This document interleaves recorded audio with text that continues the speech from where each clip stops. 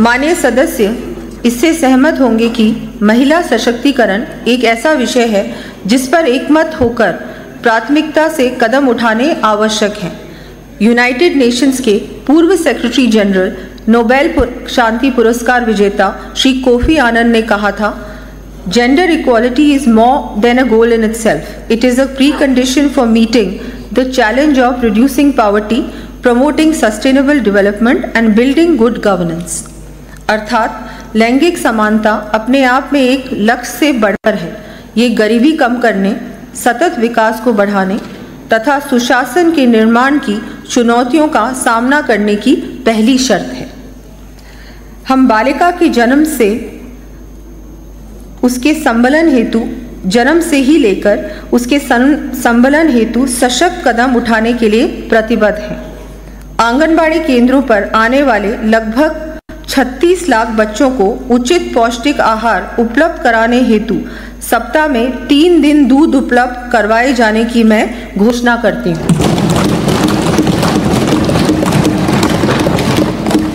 इस हेतु क्रय किए जाने वाले मिल्क पाउडर पर 200 करोड़ रुपए वार्षिक व्यय किया जाएगा। प्रदेश में आंगनबाड़ी केंद्रों के विकास व विस्तार तथा आधारभूत सुविधाएं विकसित किए जाने के लिए प्रत्येक विधानसभा क्षेत्र में 5-5 नवीन आंगनबाड़ी केंद्र खोले जाने प्रस्तावित हैं।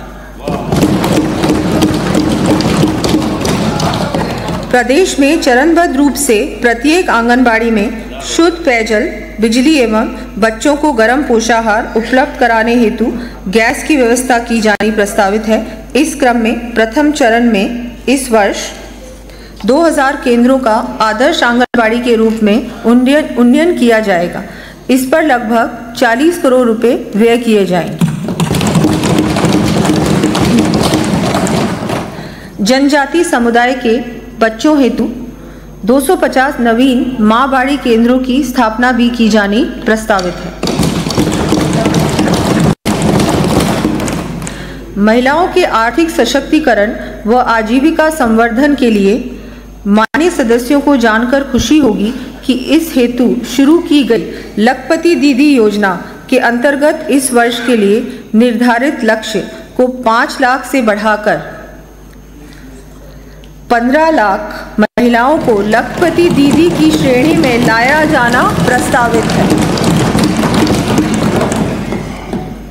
हमने 5 वर्षों में 2 लाख नए सेल्फ हेल्प ग्रुप्स के गठन का संकल्प लिया है। प्रथम चरण में इस वर्ष 25,000 समूहों को रिवॉल्विंग फंड एवं 15,000 समूहों को आजीविका संवर्धन राशि उपलब्ध करवाते हुए 40,000 नवीन SHGs गठित किया जाना प्रस्तावित है। इस पर लगभग 300 करोड़ रुपए व्यय होंगे। सेल्फ हेल्प ग्रुप्स की महिलाओं को राजस्थान महिला निधि क्रेडिट कोऑपरेटिव फेडरेशन लिमिटेड के माध्यम से विभिन्न योजनाओं में 300 करोड़ रुपए का ऋण रियायती दर 2.5% वार्षिक ब्याज दर पर दिया जाना प्रस्तावित है।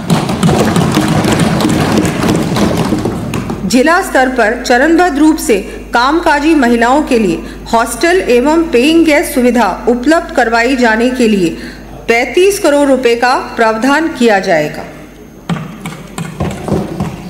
बालिकाओं को अधिक संख्या में सेना, अर्धसैनिक बलों एवं पुलिस में जाने हेतु आवश्यक सुविधाएं देने की दृष्टि से संभागीय स्तर पर चरणबद्ध रूप से बालिका सैनिक स्कूल स्थापित किए जाने की घोषणा करते हैं।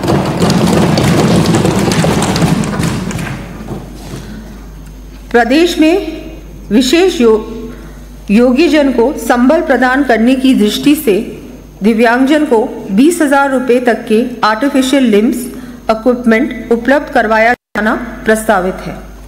इस हेतु कार्यरत संस्थाओं के माध्यम से शिविर आयोजित किए जाएंगे। इससे लगभग 50,000 दिव्यांगजन लाभान्वित होंगे। इंटेलेक्चुअल डिसेबिलिटी वाले विद्यार्थियों को विशेष लर्निंग किट्स, दृष्टिबाधित विद्यार्थियों को AI, AR आधारित स्मार्ट ग्लासेस तथा श्रवण बाधित विद्यार्थियों को डिजिटल हियरिंग एड्स उपलब्ध करवाए जाएंगे। साथ ही युवा दिव्यांगों को संबल प्रदान करने की दृष्टि से 2000 दिव्यांगजन को स्कूटी दिए जाने की मैं घोषणा करती हूँ। रेयर डिजीज से ग्रसित व्यक्तियों के लिए राहत पैकेज के अंतर्गत प्रदेश में 50 करोड़ रुपए की राशि से रेयर डिजीज फंड बनाए जाने की घोषणा करती हूँ।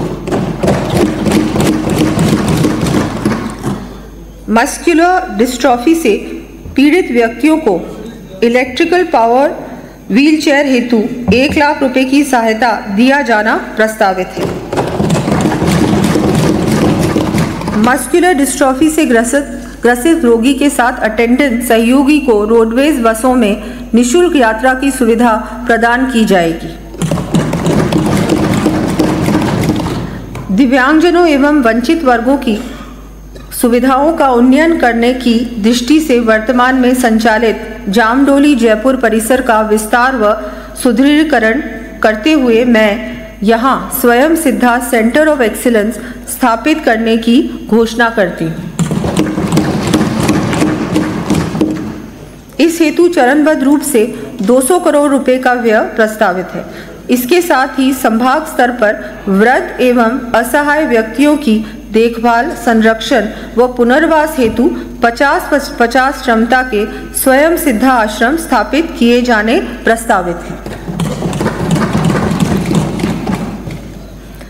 स्वतंत्रता सेनानियों को वर्तमान में देय सम्मान पेंशन राशि 50,000 रुपये को बढ़ाकर अब मैं 60,000 रुपये प्रतिमाह किए जाने की घोषणा करती हूँ।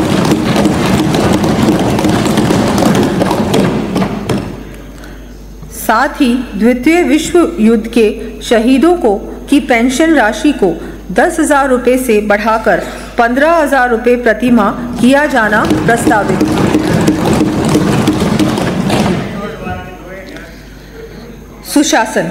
माननीय प्रधानमंत्री श्री नरेंद्र मोदी जी ने सुशासन के संबंध में कहा है, हमने सत्ता के माइंडसेट को भी बदला है। हम सेवा का माइंडसेट लेकर आए हैं। हमने गरीब कल्याण को अपना माध्यम बनाया है।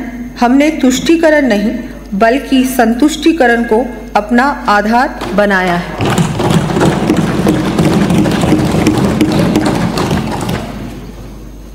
राजस्थान के विस्तार एवं विषम भौगोलिक परिस्थितियों के कारण दूरस्थ क्षेत्रों में निवास करने वाले परिवारों तक अपनी पहुंच बनाकर उन्हें डोरस्टेप सर्विस डिलीवरी उपलब्ध कराना जटिल कार्य होने के बाद भी माननीय मुख्यमंत्री श्री भजनलाल जी के नेतृत्व में हमारी सरकार ने सर्वोच्च प्राथमिकता देते हुए इस दिशा में कार्य प्रारंभ कर दिया है।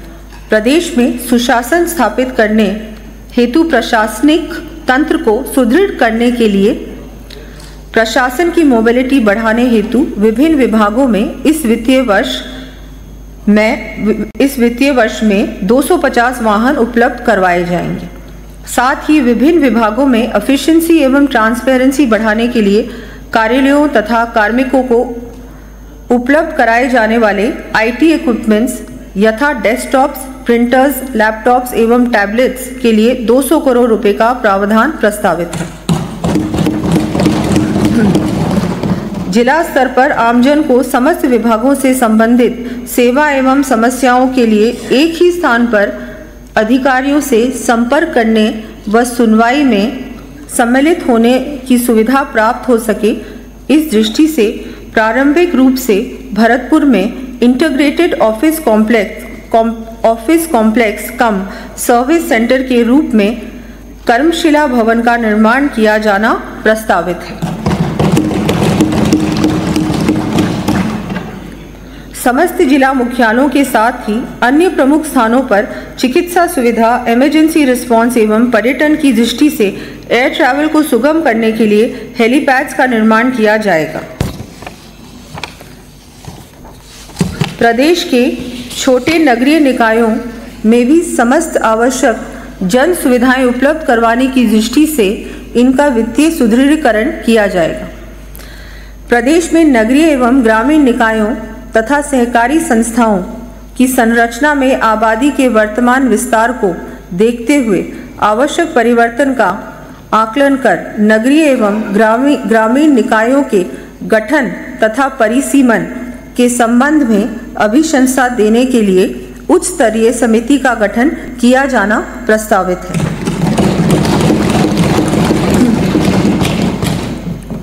साथ ही समिति द्वारा धन, श्रम एवं समय की बचत के साथ ही नगरीय निकाय तथा पंचायती राज संस्थाओं के सशक्तिकरण की दृष्टि से वन स्टेट वन इलेक्शन की अवधारणा का परीक्षण भी किया जाना प्रस्तावित है।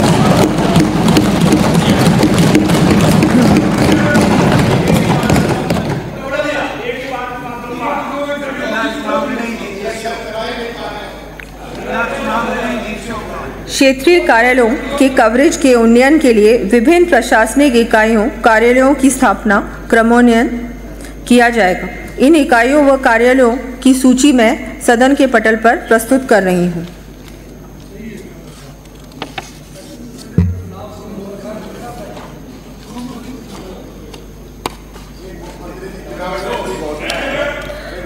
आमजन को सुलभ एवं पारदर्शी रूप से सुविधाएं उपलब्ध कराने के लिए अरे पूरा स्मार्ट सिस्टम के माध्यम से ऑटोमेटेड सर्विस डिलीवरी की दिशा में कार्य प्रारंभ कर दिया गया। माननीय मंत्री जी,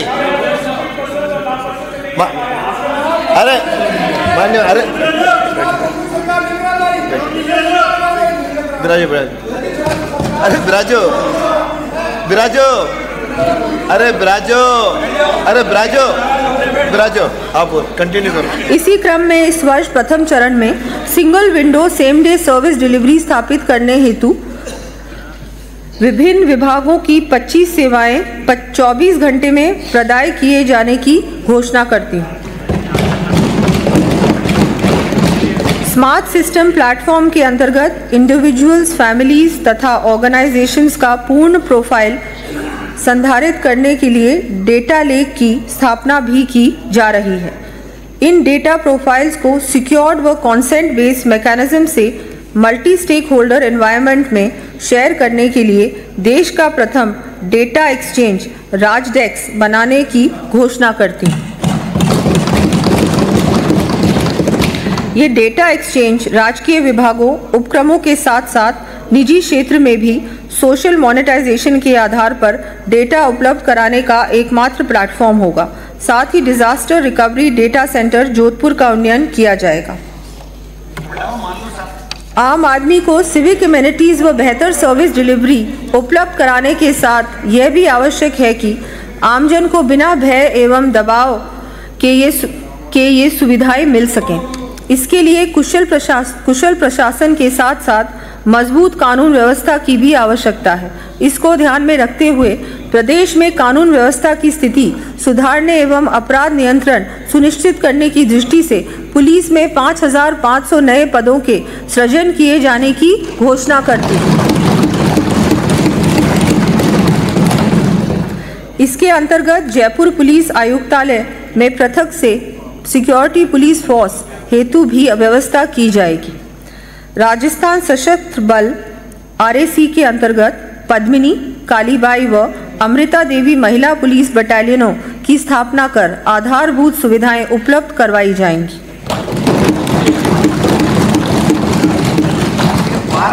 प्रदेश में बच्चियों एवं महिलाओं के साथ सबसे ज्यादा महत्वपूर्ण बात महिला सुरक्षा पे आ रही है। अरे पूरा हो जाने दो माननीय मंत्री जी। अरे बैठो। प्रदेश में बच्चियों एवं महिलाओं के साथ होने वाली छेड़छाड़ अप्रिय घटना की रोकथाम हेतु गठित निर्भय स्क्वाड्स का सुदृढ़ीकरण एवं विस्तार करते हुए 500 कालिका पेट्रोलिंग यूनिट्स का गठन किया जाना प्रस्तावित है। प्रथम चरण में इस वर्ष 250 कालिका पेट्रोलिंग यूनिट्स का गठन किया जाएगा। प्रदेश में जयपुर, जोधपुर व कोटा जैसे बड़े क्षेत्रों बड़े शहरी